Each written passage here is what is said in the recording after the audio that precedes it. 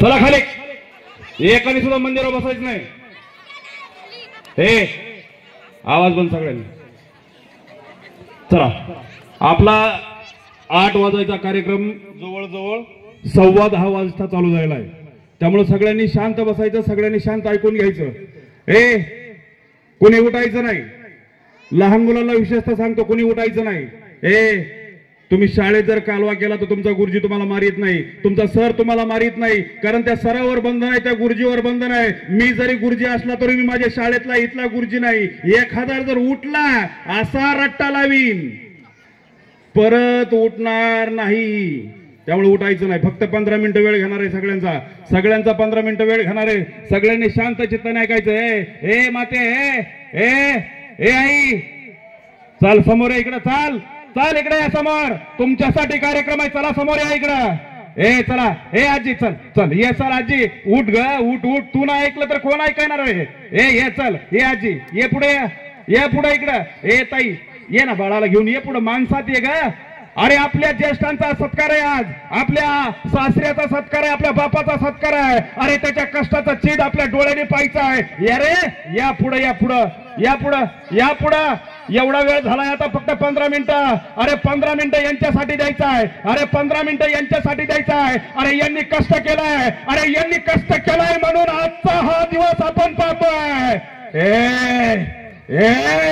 यांच्यासाठी जगायचं आहे. लक्षात ठेवा, 4 दिवस झालं वेगवेगळे कार्यक्रम आपल्या इथं आहे. पहिल्या दिवशी कार्यक्रम होता होम मिनिस्टरचा. आनंदासाठी नाचला. ताई, त्या दिवशी तू नाचली, त्या दिवशी तू उखाणा घेतला. का घेतला उखाणा? अरे पैठणची साडी नाही म्हणून तू घेतला नाही, फक्त तुझ्या आनंदासाठी त्या दिवशी तू पैठणीचा खेळ खेळली. ताई, दुसऱ्या दिवशी होता ऑर्केस्ट्रा. अरे आपल्याच मुलांचा कार्यक्रम बघितला तू. का बघितला? कारण स्वतःच्या आनंदासाठी, पोराच्या आनंदासाठी कार्यक्रम बघितला. पण ताई, आजचा कार्यक्रम हा स्वतःच्या आनंदाचा नाही, तर ज्यांनी आपल्याला घडवलं त्यांना आनंदी करण्यासाठी कार्यक्रम आहे. ज्येष्ठ नागरिकांसाठी कार्यक्रम आहे. वाह, गोपाळवाडी मधली माणसं जिवंत आहेत. जोरदार टाळ्या वाजतात. पोरांनो, आवाज द्या, आवाज. पोरांनो, माझ्या शाळेतले सारखीच पोर आहेत का तुम्ही सुद्धा? सकाळी बोलत होतो सर, एका कार्यक्रमांमध्ये बोलत होतो. सर, एक पोरग माझ्या जवळ आलं. म्हणलं सर तुम्ही लई जोरात बोलताय. म्हणलं काय झालं रे? म्हणलं चला घरी चहा प्यायला. म्हणलं चहा नको रे, मला चहाने थोडंसं पित्त होतं. ताक आहे का? ताक. म्हणलं चला गुरुजी, घरी ताक आहे. अरे त्यांनी गाडगं भरून ताक आणलं. मी गटा पेलो. म्हणलं बरं झालं गुरुजी, माझं टेन्शन गेलो. अरे म्हणलं मी पेलो आणि तुझं टेन्शन का गेलं? म्हणला माझी आई सकाळ धरणं म्हणत होती, ह्या ताकाचं काहीतरी कर, ह्यात कुत्र्यांनी तोंड घातलंय. या ताकाचं काहीतरी कर, ह्यात कुत्र्यांनी तोंड घातलंय. मला राग आला, मी हातातला तांब्या त्याच्यावर फेकून दिला.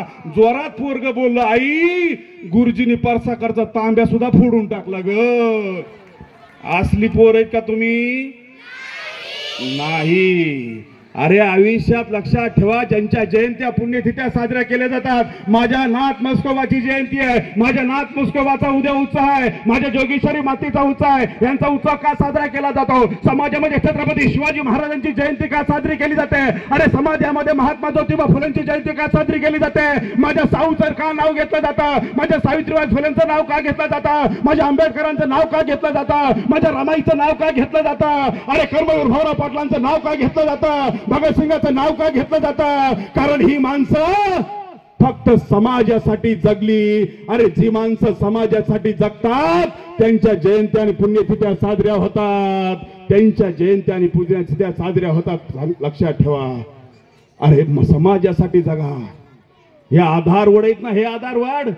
अरे यांनी समाजासाठी जगले म्हणून त्यांचा सन्मान होतोय. खरं तुम्हाला सांगू प्रवीण सर, जोरदार टाळ्या वाजवा रे त्या प्रवीण सरासाठी. काय गरज आहे हो? अरे आमच्या तिकडे एवढा म्हाताऱ्या माणसाला भाऊ कधी सन्मान आहे माहितीये? कधी माहितीये? इलेक्शन आल्यावर. ज्या दिवशी इलेक्शन आहे त्या दिवशी म्हाताऱ्याला नवीन धोतार. ज्या दिवशी इलेक्शन आहे त्यावेळेस म्हाताऱ्याला नवीन शर्ट. म्हातारा असा टांग्यात उचलून नेला जातो. उचलून घेऊन मतदान केंद्रात नेला जातो आणि मतदानाचं बटन दाबलं की म्हातारं खाली फेकून दिलं जातं, तू बस, नाही तर काय तिकडे काय करायचं तिकडं. ही म्हाताऱ्याची अवस्था आहे, ही म्हाताऱ्याची अवस्था आहे. पण तुमच्या गोपाळवाडीला आणि प्रवीण सराला मनापासून धन्यवाद दिले पाहिजेत. आमच्या आप्पासाहेब काळेंना सुद्धा मनापासून धन्यवाद दिले पाहिजेत, कारण त्यांनी ज्येष्ठांचा सत्कार केलाय. अरे आयुष्यभर ज्यांनी लोकांना वाट दाखवली त्यांचा सत्कार करणं आपलं काम आहे. अरे ज्यांनी आपल्याला फक्त संपत्ती दिली, अरे संपत्ती म्हणजे काय, फक्त घरदार दिलं का त्यांनी जमीन जुमला आपल्याला दिला का, नाही. अरे त्यांनी आपल्याला माणूस म्हणून घडवलाय आणि माणूस म्हणून घडवलंय म्हणून त्यांचा सत्कार आहे. अरे ज्यांनी घरदार पोरांना दिली त्यांच्या पोरांनी त्यांचा बाप घराच्या बाहेर काढला, पण ज्या बापांनी पोरांना संस्कार दिले त्या पोरांनी त्या बापांचा 414 सत्कार केला. त्या पोरांसाठी जोरदार टाळ्या वाजवा. अरे आपल्याला कळलं पाहिजे आपण कोण आहे. पोरांना आपल्याला कळलं पाहिजे आपण कोण आहे. अरे आपण काय साधे सुधे माणसं नाही, लुंगे सुंगे माणसं नाही. आपण शिवाजी महाराजांचे वंशज आहेत. आपण डॉक्टर बाबासाहेब आंबेडकरांचे वंशज आहेत. आपण महात्मा ज्योतिबा फुलेंचे वंशज आहेत. पुरी तू कोण आहे. पुरी तू आऊसाहेब जिजाऊंचा वंशज आहे. तू सावित्रीबाई फुलेंची वंशज आहे. अरे आपण कोण आहे आपल्याला कळलं पाहिजे. मृत्यूच्या दारात असताना सुद्धा अरे छाटू ठोकणारा छत्रपती संभाजी महाराजांचा वंशज म्हणजे पोरा तू आहे रे, तू आहे. आपल्याला कळलं पाहिजे आपण कोण आहे ते. आपल्याला कळलं पाहिजे आपण कोण आहे ते. जयंत्या पुण्यतिथ्या साजऱ्या कुणाच्याही होत नाहीत. सर माझ्या शाळेमध्ये एक मुलगा आहे, घरनं भाकर खातो, 2 भाकरी खातो, येताना डबा घेऊन येतो, आला की झाडाच्या खाली बसतो, झाडाच्या खाली बसला की डबा खातो. त्यानंतर 1:30 वाजता माझ्या शाळेचा भात येतो, माझ्या शाळेचा भात आला की परतभर भात खातो आणि निवांत झाडाला टेकून बसतो. मी म्हणलं बाळ जेव्हा बघन तेव्हा निवांत असतो. म्हणलं काय करू गुरुजी मग. अरे म्हणलं अभ्यास कर. म्हणला गुरुजी केला अभ्यास, पुढं काय, पुढं काय. अरे म्हणलं अभ्यास केला तर चांगले मार्क पडतील. म्हणला गुरुजी पडले चांगले मार्क, पुढं काय. मी म्हणलं चांगले मार्क पडले तर चांगला कोर्सला नंबर लागेल. तो म्हणला गुरुजी लागला चांगल्या कोर्सला नंबर, पुढं काय. अरे म्हणलं चांगल्या कोर्सला नंबर लागला तर तुला चांगली नोकरी लागल, नोकरी चांगली लागली तर चांगला पगार भेटन, घर घेचीन, बंगला बांधशील आणि निवांत राहशील. म्हणला गुरुजी निवांत राहण्यासाठी एवढा उद्योग करायचा आहे तर आता 3 टाइम भात खाऊन आपण निवांत आहे. म्हणला अरे माणसं 2 प्रकारची असतात, एक स्वतःसाठी जगणारी आणि 2 दुसऱ्यासाठी जगणारी. अरे जी माणसं स्वतःसाठी जगतात ती माणसं जगून सुद्धा मेल्याचं नसतात आणि जी माणसं दुसऱ्यासाठी जगतात ती माणसं मेली तरी जिवंत असतात. माझा छत्रपती शिवाजी राजा, डॉक्टर बाबासाहेब आंबेडकर, धर्मवीर संभाजी राजा, ती माणसं गेली रे. आज 350 वर्षानंतर सुद्धा त्यांच्या जयंत्या पुण्यतिथ्या साजऱ्या केल्या जातात. याचं कारण काय. ती माणसं समाजासाठी जगली. आपल्याला सुद्धा जगता आलं पाहिजे रे. आपल्याला सुद्धा समाजासाठी जगता आलं पाहिजे. आपलीच गाडी, आपलीच माडी, आपल्याच बायकोची गोल गोल साडी, किती दिवस. अरे गावासाठी जगता आलं पाहिजे. अरे आपल्या भावकीसाठी जगता आलं पाहिजे. आपल्या लोकांसाठी जगता आलं पाहिजे. समाजासाठी जगता आलं पाहिजे. अरे तुमच्याकडे एखादा पद असेल त्या पदाचा उपयोग समाजातल्या गोरगरीब लोकांसाठी झाला पाहिजे. एखादा तुम्ही शासकीय अधिकारी असताल, अरे त्या शासकीय पदाचा उपयोग गोरगरिबांच्या कामासाठी झाला पाहिजे. त्यावेळेस खऱ्या अर्थाने आपल्या जीवनाचं सार्थक आहे, नाहीतर जगून उपयोग नाही. कबीरदासाने एक दोहा सांगितला, जब हम पैदा हुए थे. कबीरदास म्हणतो जब हम पैदा हुए थे तब हम रो रहे थे और दुनिया हंस रही थी. जिंदगी में ऐसा कुछ कर्म कर चलो जब हम जाएंगे तो दुनिया रोएगी और हम हंसेंगे. दुनिया रोएगी और हम हंसेंगे. आयुष्यात असं काहीतरी काम करता आलं पाहिजे. अरे कुणाला मुलगा झाला म्हणून कोणी हसत होतं, कुणाला मुलगी झाली म्हणून कोणी हसत होतं, कुणाला वंशाचा दिवा झाला म्हणून कोणी हसत होतं. पण ज्यावेळेस आपला जन्म होत होता त्यावेळेस आपण रडत होतो. आयुष्यात असं काहीतरी काम करा की जेणेकरून आपण जाऊ त्या दिवशी समाजाच्या डोळ्यामध्ये पाणी आलं पाहिजे आणि आपण मात्र हसत हसत गेलो पाहिजे. असं जगता आलं पाहिजे. अरे असं जगता आलं पाहिजे. आपण त्या आदर्श समाजाचे लोक आहेत. मी मागाशी नावं घेतली तुमच्या पुढं. मी सुरुवातीला नावं घेतली. मी नावं घेतली शिवाजी राजांचं, मी नाव घेतलं संभाजी राजांचं, मी नाव घेतलं डॉक्टर बाबासाहेब आंबेडकरांचं, मी नाव घेतलं महात्मा ज्योतिबा फुलेंचं, मी नाव घेतलं त्या सावित्रीबाईचं, मी नाव घेतलं त्या रमाईचं, मी नाव घेतलं त्या कर्मवीर भाऊराव पाटलांचं. अरे नाव घेतलं, पण त्यांचे नाव घेत असताना आपल्या अंतरंगात आग लागली का हे लक्षात ठेवा. बघू द्या मला तुमच्या अंतरंगात किती आग लागली आहे. जोरात सगळ्यांनी हात वर करा. दोन्ही मुठी बांधा, खांद्याजवळ ठेवा. जोरदार घोषणा करायची आहे. बोल छत्रपती शिवाजी महाराज की, भारत माता की, सावित्रीबाई फुलेंचा, महात्मा ज्योतिबा फुलेंचा, डॉक्टर बाबासाहेब आंबेडकर की. वा, जोरदार टाळ्या वाजवा. काही नाही हात वर केले. त्याला वाटलं असं एवढ्या गर्दीत ह्याला काय दिसतंय. अरे मेरे आंखों में धूल झोंक सकते हो लेकिन नाथ बाबा की आंखों में झोल नहीं कर सकते. बोला नाथ बाबाच्या नावानं. सर्जा शिवाजी जंग जीतन चलत है. हा नाथ बाबा म्हणजे शंकराचा अवतार आहे. बरोबर ना. नाथ बाबा म्हणजे शंकराचा अवतार आहे.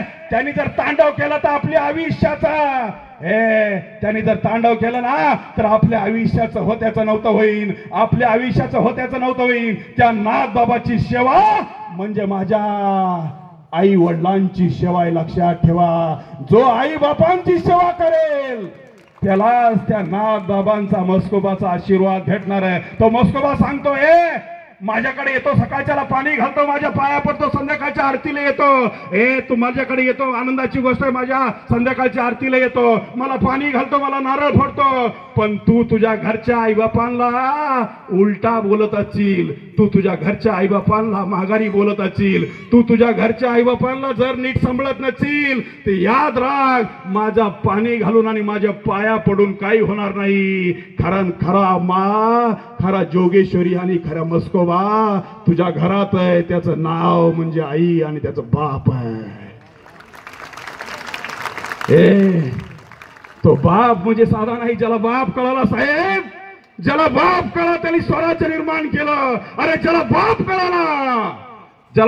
कळाला ना त्याने भारताचं संविधान लिहिलं. ज्याला बाप कळाला त्यांनी मुलींसाठी पहिली शाळा काढली. ज्याला बाप कळाला त्यांनी शिक्षणासाठी आयुष्यभर जीवाचं रान केलं. त्या बाप माणसाचं नाव म्हणजे महात्मा ज्योतिबा फुले. तो महात्मा म्हणजे ते महात्मा फुले म्हणजे लक्षात ठेवा. आम्ही त्यांना पाहिलं नाही पण त्यांचं काम आमच्या समोर आहे. तो आदर्श आमच्या समोर असला पाहिजे. ज्याला बाप कळाला त्यांनी स्वराज्य निर्माण केलं. मी सांगतोय तुम्हाला परत ऐका एक बार. त्या मासाहेब जिजाऊ म्हणजे तुम्ही पोरींनो. माते ती मासाहेब जिजाऊ म्हणजे तुम्ही आहे. ती रमाई म्हणजे तुम्ही आहेत. लक्षात ठेवा. तुम्ही म्हणजे साध्या सुद्धा नाहीत. रडायचं नाही. इथून पुढे लढायचं रे. त्या मासाहेब जिजाऊंनी काय केलं, आपल्या एका पोराला अरे स्वराज्यासाठी अर्पण केला. अरे अफजल खानाला मारायला जाताना तो मासाहेब जिजाऊ म्हणल्या शिवबा गेला आणि मेला तरी 72 स्वराज्य स्थापन करा. तुम्ही अफजल खानाचा वध करा. ती जिजाऊ म्हणजे साक्षात तू आहे पोरे. ती जिजाऊ म्हणजे तू आहे. लक्षात ठेव. तू कुणी साधी सुधी नाही ग. तू ती जिजाऊ आहे. राष्ट्रमाता राजमाता तू जिजाऊ आहे. संभाजी राजा म्हणजे तू आहे. शिवाजी राजा म्हणजे तो आहे. डॉक्टर बाबासाहेब आंबेडकर म्हणजे तो आहे. आपल्याला कळलं का रे? आजपर्यंत आपल्याला हे कळलंच नाही. आम्ही कोण आहे हे आपल्याला कळलं नाही. कारण आपला बाप आपल्याला कळला नाही, आपली आई आपल्याला कळला नाही, आपला आजाचा आपल्याला कळला नाही, आपलं कुटुंब आपल्याला कळलं नाही, आपला घरदार आपल्याला कळला नाही. आज आम्ही आमच्या पोरांना विचारतो कुटुंब म्हणजे काय. पोरांना कुटुंब म्हणजे काय? कुटुंब म्हणजे काय? परिवारात कोण असतं? आई आणि बाप. तिथं आजा. मग मी तेच विचारतोय, परिवारात कोण असतं? आम्हाला शासनाने सुद्धा तेच सांगितलं साहेब, हम दो हमारे दो, म्हणजे आमचे आई बाप आणि आम्ही दोन एवढेच, ह्याच्या पुढे आम्ही निघलो, हम दो आणि हमारा एक. आता मला सांगा, बऱ्याच लोकांना एकच पोरग आहे भाऊ, बऱ्याच लोकांना किती मुलगा आहे? एकच मुलगा आहे. मला सांगा, त्या मुलाला आत्या होईल, त्या मुलाला मामा असेल, त्या मुलाला का चुलता असेल, पुढच्या नाते संपले. आपण फॉरेन संस्कृती अवलंबत आलं. फॉरेन मध्ये इंग्रजीमध्ये चुलत्याला एकच शब्द आहे, अंकल. मामाला अंकल, म्हणजे सगळे कोण? अंकल. आपल्या भारतीय संस्कृतीत प्रत्येक नात्याला नाव आहे, पण पाश्चात्य संस्कृतीत इतर नात्याला नाव नाही. तिथं फक्त एकच, अंकल आणि आंटी. वाजली तर वाजली, ना तर बजावली. तिथं दुसरं नाही काय, तिथं फक्त दोनच नाव. आपली भारतीय संस्कृती आहे, आपली भारतीय साहेब. आता नवीन वर्ष चालू झालं, आपली भारतीय संस्कृती किती श्रेष्ठ आहे.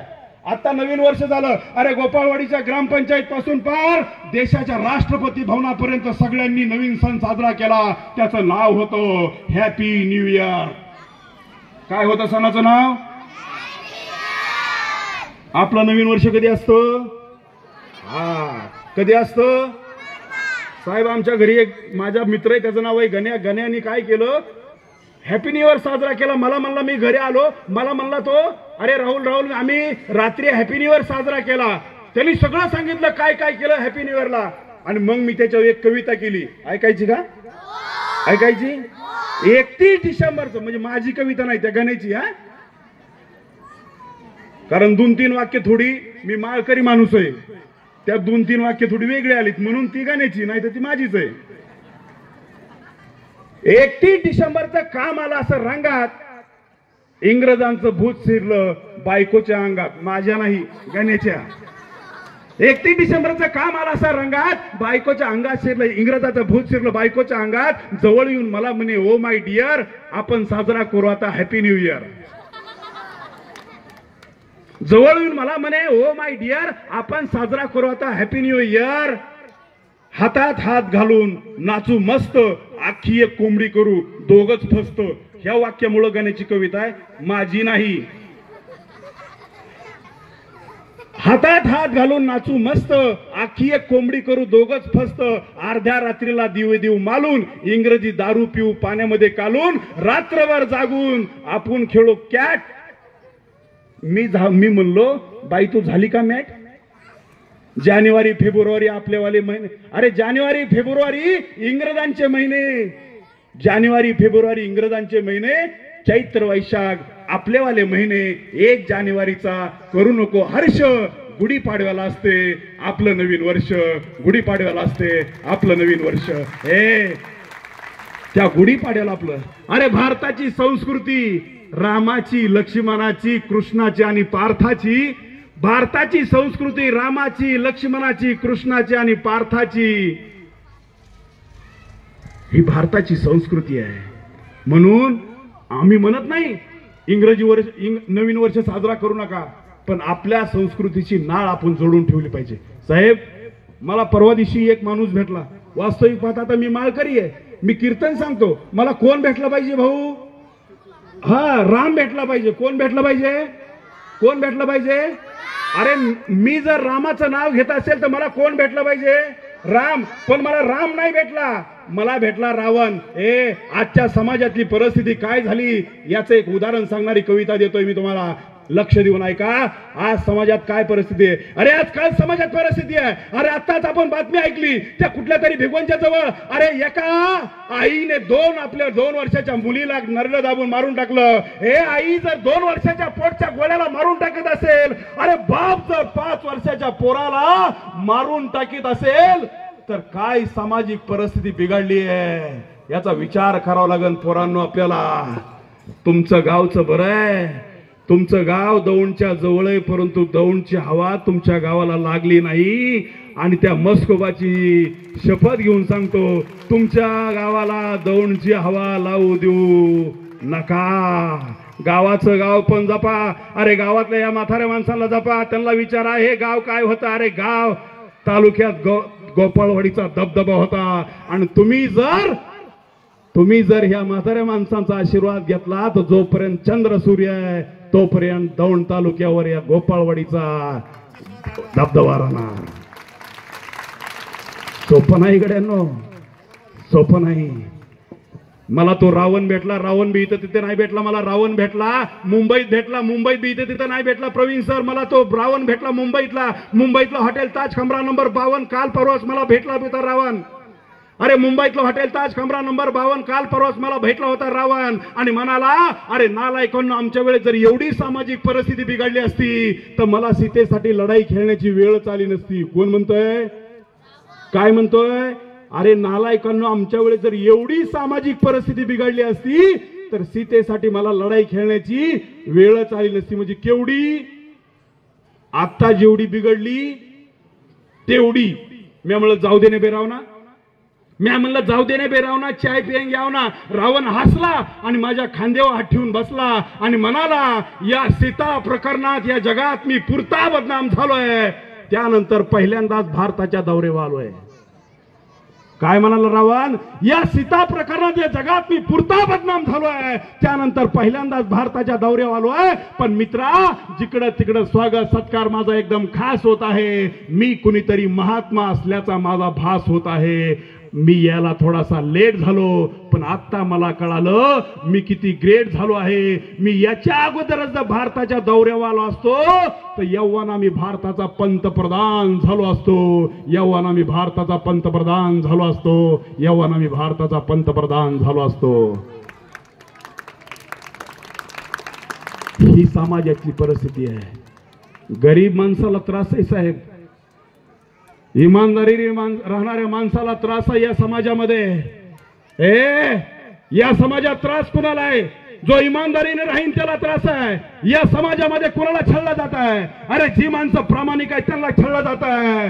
जी माणसं खऱ्या दिलापासून काम करतात ना त्यांना त्रास दिला जातो.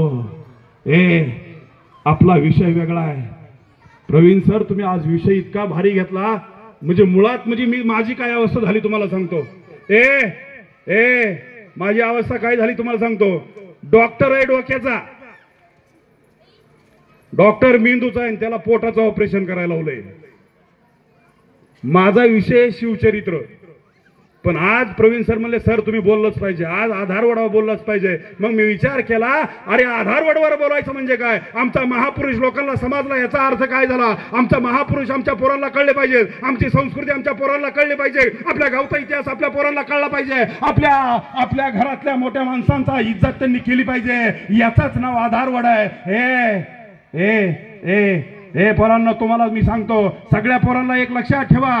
पोरांनो, एक लक्षात ठेवा, आपला आई आणि आपला बाप या जगातला सगळ्यात मोठा देव आहे. तुम्हाला लोक सांगतील हा देव आहे, पंढरपूरचा विठ्ठल म्हणजे आपली आई आहे. अरे पंढरपूरचा आई विठ्ठल म्हणजे आपला बाप आहे. हे देव म्हणजे आपली आई आणि बाप आहेत. लक्षात ठेवा पोरांनो. पोरांनो लक्षात ठेवा. पोरांनो, आई आणि बाप आपल्यासाठी जेवढी झिजतात, जेवढं कष्ट करतात, तेवढं कष्ट या जगात तुमच्यासाठी कुणीही करत नाही. म्हणून सगळ्यात पहिल्यांदा आपल्या आईच्या आणि बापाच्या पाया पडत जा पोरांनो. आपल्या आईच्या आणि बापाच्या पाया पडत जा पोरांनो. जा पोरांनो. तुम्हाला जाणीव करून देतो तुमच्या आईने किती तुमच्यासाठी कष्ट केलंय पोरांनो. तू किती वर्षाची असते रे, तू किती वर्षाचे असू दे, तू 5 वर्षाचे असू दे, 20 वर्षाचे असू दे, 25 वर्षाचे असू दे, नाहीतर भाऊ तुम्ही 50 वर्षाचे. अरे ज्याची आई जिवंत आहे ना त्या आई करता, त्या आईला प्रश्न विचारा. त्या आईला प्रश्न विचारा. त्या आईला प्रश्न विचारा. आई सांग मला, ज्यावेळेस मी तुझ्या पोटात होतो 9 महिने 9 दिवस तुम्हाला पोटात वागवलं. आईला जाऊन प्रश्न विचारा. अगं ज्यावेळेस मी तुझ्या पोटात होतो ना 9 महिने 9 दिवस तू पोटात मला वागवलं. सांग माझा जन्म होत असताना तुला किती त्रास झाला, किती वेदना झाल्या. अरे आईला प्रश्न विचारा, माझा जन्म होत असताना तुला किती वेदना झाल्या, मला तुला किती त्रास झाला. अरे ती आई तुम्हाला मिठी मारेल आणि तिच्या डोळ्यातून अश्रू येतील. पोरांनो, या जगातल्या कितीतरी आयांनी मुलांना जन्म देत असताना आपला प्राण दिलाय रे, प्राण दिलाय. ती आई काय असते ना, जा विचारा त्या आईला. अरे आपल्यासाठी तिने किती कष्ट सहन केलाय. अरे आईला परत प्रश्न विचारा जाऊन तुम्ही पोरांनो. आई, ए आई, अगं तू नवीन लग्न झालं होतं ना आई तुझं. 25 वर्षापूर्वी तुझं नवीन लग्न झालं होतं. त्यावेळेस तू वर्षातून 2-2 वेळेस 3-3 वेळेस तुझ्या माहेरला जात होती का आई? 25 वर्षानंतर तू आता तुझ्या माहेरी का जात नाही? ए पोरांनो, नीट ऐका रे. आईला प्रश्न विचारा. आई, अगं नवीन लग्न झालं त्यावेळेस तू वर्षातून 3-4 वेळेस तुझ्या माहेरी जात होती. आता तू का जात नाही? ए ती आई सांगते बाळा, अरे 25 वर्षापूर्वी तुझ्या बापाशी माझं लग्न झालं. अरे तुझ्या बापाबरोबर मी लग्न करून या ठिकाणी नांदायला आले. माझा भाऊ सोडला, माझा बाप सोडला, माझा भाऊ आई सोडली आणि मी या सासरच्या घरी आले, नांदायला आले. पण पोरा, मी ज्यावेळेस इकडे नांदायला आले त्यावेळेस माझ्या बापाची आठवण मला यायची, माझ्या आईची आठवण यायची, मला माझ्या भावाची आठवण यायची. अरे मी माझ्या नवऱ्याला म्हणायचे, तुझ्या बापाला म्हणायचे, अहो माझ्या आबाची आठवण येते, मला माझ्या आईची आठवण येते, मला माझ्या बापाची आठवण येते, माझ्या भावाची आठवण येते. अरे मला जाऊ दे ना, मला आईकडे जाऊ द्या, मला बापाकडे जाऊ द्या. तुझा बाप माझ्या हातामध्ये प्रवासाचे खर्च द्यायचा आणि मला एसटीत बसून द्यायचा. मी एसटीत बसून माहेराला जायचे. अरे एसटी थांबायचे माझ्या माहेराच्या गावात आणि एसटीतनं खाली उतरलं ना, समोर मला घर दिसायचं. माझी पावलं त्या घराच्या दिशेने जायची, माझी पावलं त्या घराच्या दिशेने जायची आणि घराचं अंगण मला दिसायचं. घराचं अंगण दिसलं की घराच्या अंगणाच्या बाहेर माझ्या बापाची चप्पल असायची आणि घराच्या बाहेर माझ्या बापाची चप्पल असली की मला वाटायचं माझा बाप आता घरात आहे. मी लांबनच आवाज द्यायचे, ए आबा आबा आबा म्हणून आवाज दिला की ताटावर जेवत असणारा बाप माझा उठायचा आणि पळत पळत बाहेर यायचा. आली का ग, आली का ग, माझी लाडाची लेक आली, माझी लाडाची लेक आली. माझ्या हातातला पिशव्या घ्यायचा आणि बाहेरनं आवाज द्यायचा, ऐकलं का, आपलं पिल्लू आलं ग, आपलं पिल्लू आलं. तो बाप इतका आनंदी व्हायचा. तो आईला सांगायचा आपलं बाळ आलं, आपलं पिल्लू आलं. आणि तो बाप पहिला प्रश्न विचारायचा, बाळा सासरला सगळं बरं आहे ना ग, तुला त्रास तर नाही ना ग? तेव्हा मी म्हणायचे, आबा सगळं चांगलं आहे, माझी सासरची लोक चांगली आहेत, पण आबा तुमची आठवण झाली म्हणून मी आले इकडं. बाप आनंदी व्हायचा, बाप आनंदी व्हायचा. घरात माझ्या पिशव्या घेऊन यायचा. तेवढेच माझी म्हातारी आई बाहेर यायची. एका हातात तांबे असायचा, एका हातात भाकरीचा तुकडा असायचा. अरे भाकरीच्या तुकड्यावर पाणी टाकायची आणि माझी दृष्ट काढून तो भाकरीचा तुकडा लांब फेकून द्यायची. तो आई, तो बाप त्यावेळेस होते माझ्या घरी म्हणून मी वर्षातून त्या आई आणि बापाला भेटायला 3-3 वेळेस जात होते. पण पोरा, आज 25 वर्षानंतर त्याच घरात, त्याच घराच्या अंगणात माझ्या बापाची चप्पल दिसत नाही. त्याच घराच्या अंगणात माझ्या बापाची चप्पल दिसत नाही. त्याच घरामध्ये अरे भाकरीचा तुकडा घेऊन येणारी आणि माझी दृष्ट काढणारी माझी म्हातारी आई नाही रे, माझी म्हातारी आई नाही. अरे मी ज्यावेळेस आता माझ्या घरी जाते, माहेराला जाते, अरे माझा भाऊ आहे, माझा भाऊ माझ्यासाठी सगळं करतो. पण ज्या बापाने मला लहानाचं मोठं केलं ना, तो बाप मात्र त्या घरी नाही. म्हणून मी आता त्या घरी जात नाही. पोरींनो, काय माहेरही तेच आहे, घरही तेच आहे, अंगणही तेच आहे. फक्त आपण आता तिथं जात नाही याचं कारण म्हणजे तिथं आपला देव माणूस बाप तिथं नाही म्हणून आपण त्या माहेराला जायचं सोडून दिलं रे. माहेराला जायचं सोडून दिलं. त्या देव माणसाचं नाव म्हणजे फक्त बाप आहे, बाप आहे. तो देव माणूस म्हणजे बाप आहे. हे आपल्याला कळलं का तो बाप? अरे फोटो गेला ना बाप कधी आपल्याला परत माघारी येत नाही. तुम्ही किती बंगले मागा, गाडी घ्या, काही करा, पण बाप जिवंत असताना बापाची जर सेवा नाही केली, बापाची जर सेवा नाही केली ना, तर तुमचं सगळं व्यर्थ आहे. गाडी, बंगला, सगळं सगळं सगळं शून्य किंमत आहे. पण तुमच्याकडे काही नसू द्या, बापाची जर तुम्ही सेवा केली तो जगातला सगळ्यात श्रीमंत माणूस तुमच्यासारखा दुसरा कोणी नाही. ए पोरांनो, 18 वर्षापर्यंत आपण आपल्या बापाच्या जीवावर जगलो. 18 वर्षापर्यंत आपल्या बापाने आपल्याला लहानाचं मोठं केलं. 18 वर्षापर्यंत आपल्या बापाने आपल्याला पाहिजे ते दिलं. अरे आपण बापाकडे गेलो, बाबा बाबा बाबा बाबा माझ्या मित्राला 20,000चा मोबाईल आहे, बाबा माझ्या मित्राला 20,000चा मोबाईल आहे. बापाने खिशामध्ये हात घेतला, बाळा बाळा आता पैसे नाही, बाबा मला सांगू नका, मला मोबाईल पाहिजे बाबा. अरे तुमचा बाप मित्राकडे गेला, सावकाराकडे गेला, त्याच्या हात जोडले त्या सावकाराच्या समोर, मित्राच्या समोर, आणि त्या सावकाराला म्हणाला, मित्राला म्हणाला, अरे माझ्या पोराला मोबाईल घ्यायचा आहे, 10,000-20,000ची मदत कर, पुढच्या महिन्यात पगार झाला की तुझा पैसा देईन.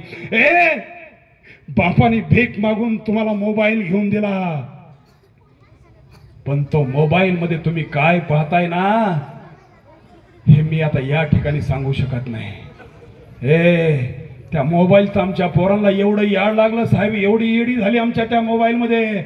मी त्या दिवशी पोलीस प्रशिक्षण केंद्रामध्ये माझा कार्यक्रम होता, त्यावेळेस त्या पोलीस अधिकाऱ्याला सांगितलं, साहेब एखादा जर चोर असेल त्या चोराला शिक्षा तुम्ही फाशीची देऊ नका, त्याला फक्त एकच शिक्षा द्या. काय शिक्षा द्या? त्याला फक्त मोबाईल द्या आणि रिचार्ज मारू नका.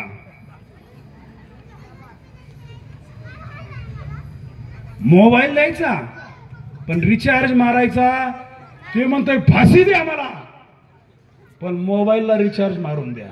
माणूस मोबाईल शिवाय जगत नाही. परवा दिवशी माझ्या बिल्डिंग मध्ये त्या सिप्ला कंपनीत एक माणूस आहे, ते मोबाईलचं एवढं याड लागलं त्याला. ते मोबाईल बघत आलो आणि ते दुसऱ्याच्याच घरात घुसलं. जसं दुसऱ्याच्या घरात घुसलं त्या घरातली बाई सुद्धा,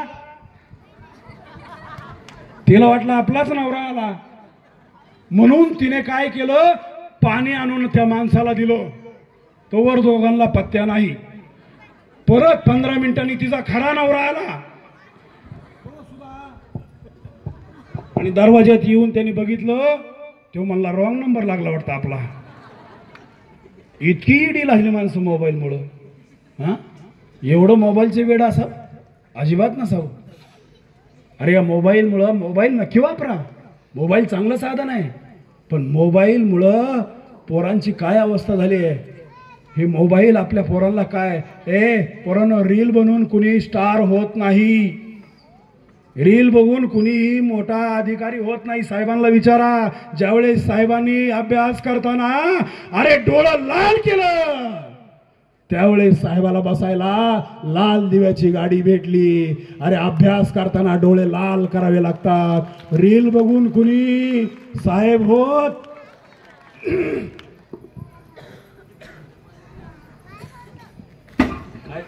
म्हणून मी तुम्हाला सांगतो, एक लक्षात ठेवा पोरांनो. अरे आपला बाप, आपली आई जिवंत आहे तोपर्यंत आपल्या या जगात आपलं सगळं काय आहे. अरे ज्यावेळेस आपली आई आणि बाप या जगातून निघून जातात ना, त्यावेळेस जगात आपल्याला कोणी राहत नाही. हे सगळी लोक म्हणतील ही नाती सगळी खोटी आहेत, हे बाकीची सगळी नाती खोटी आहेत. या जगात फक्त एकच खरं नातं आहे, ते नातं म्हणजे आपल्या आईचं आणि आपल्या बापाचं आहे. या जगात आपला आई आणि बाप सोडून दुसरं कोणी नाही. पोरांना तुम्हाला आई सांगितली, आई कळाली, पण आपला बाप तुम्हाला कळला पाहिजे. पोरांना जो बाप दिवसा उपाशी राहतो, जो बाप आपल्याला चांगली कपडे भेटावी म्हणून रातच्या इराच्या डुट्या करतो, शेतामध्ये काम करतो, तो बाप देव माणूस म्हणजे आपला बाप असतो. लक्षात ठेवा. अरे त्या बापाने रात्रभर काम केलं, पगार आला म्हणून आपल्याला चांगले कपडे भेटतात. अरे एखाद्या कपड्याच्या दुकानात जर तुम्ही गेला, कपड्याच्या चांगल्या दुकानात जर गेला आणि तुम्ही सांगितलं बाबा तो ड्रेस घ्यायचा आहे, दुकानदार सांगतो हा ड्रेस 2,000 रुपयाचा आहे. आपण आपल्या बापाकडे पाहतो आणि आपला गरीब बाप सांगतो, पोरा तो ड्रेस 2,000चा जरी असला तुला आवडलाय ना, तू घ्यायचा पोरा. अरे ज्या बापाच्या बनेलाला 10 भोकं असतात, तो बाप आपल्याला 2,000चा ड्रेस घेतो. त्या बापाचा उपकार कसा फेडायचा हे त्यांनी विचार करा. ज्या बाबाने आपल्याला ब्रँडेड बूट घेऊन दिला, आपल्या पायामध्ये 2-2, 3-3 हजाराचा बूट आहे, पण भाऊ त्या 2,000चा बूट घेऊन देणाऱ्या बापाच्या पायात मात्र चप्पल, अरे तुटलेली चप्पल घालतो तो बाप. त्या देव माणसाचं नाव म्हणजे फक्त या आपला बाप आहे. बाप लक्षात ठेवा, तो बाप आहे. तो बाप आपल्याला कळला पाहिजे, ती आई आपल्याला कळली पाहिजे. पोरांनो, ह्याच्या पुढचं सगळ्यात महत्वाचं नातं आहे ती म्हणजे आजी आणि आजोबा. या समाजातनं आता आजी आणि आजोबाला तसं आता वाळीत टाकून दिलाय. आता फक्त आजी आणि आजोबा घरामध्ये फक्त राखण असण्यासाठी आहे, घराची राखण करणारा फक्त आजी आणि आजोबा आहे. अरे तुमच्या खेड्यामध्ये परिस्थिती बरी आहे, पण शहरामध्ये अरे नातवाला आजा कोण आहे माहित नाही, अरे आजी कोण आहे माहित नाही. इतकी वाईट परिस्थिती आली आहे. पोरांनो, या जगात आपला